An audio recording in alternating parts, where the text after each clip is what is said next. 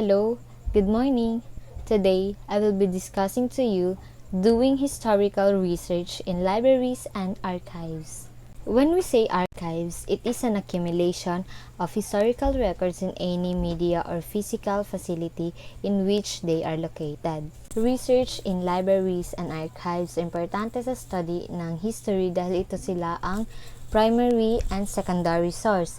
When we say primary source, it is an personal journals, government records, court records, and newspaper articles. While secondary source is the typically history book which may discuss a person, event, or other historical topic.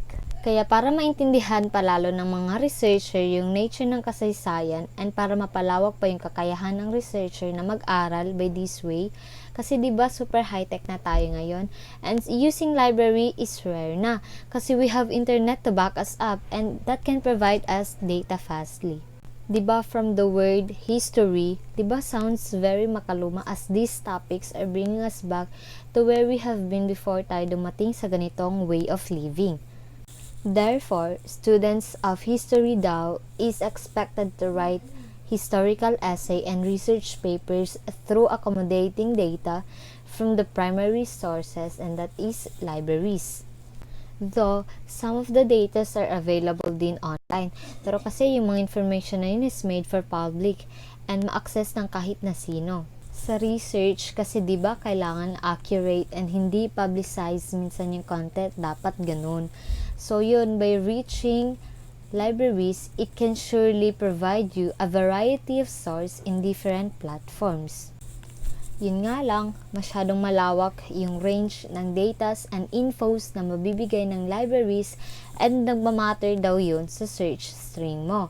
So, kailangan pag mag-search ka through library, you have a particular and more specific search string para mabigyan ka rin ng accurate answer. Tsaka sa panahon ngayon, diba mas easy sa atin ang gumamit na lang ng Google.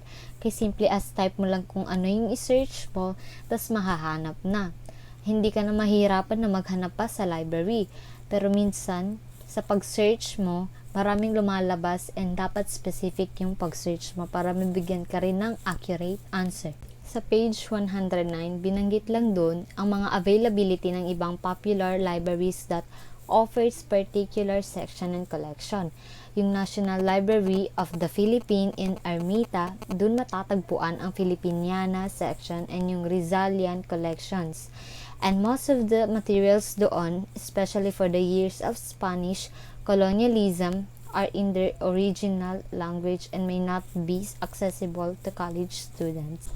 The first one is University of the Philippines in Diliman, Quezon City. The libraries in this university have holdings that could also be useful in research, and particularly, ang main library ay nasa Gonzales Hall, at ito ay rich sources, especially the Filipiniana section, serials, thesis, and dissertations. The second one is the Ateneo de Manila University in Quezon City. This university holds the American Historical Collection and a rich source for the American period in the Philippines. And the last one is the University of Santo Tomas in España.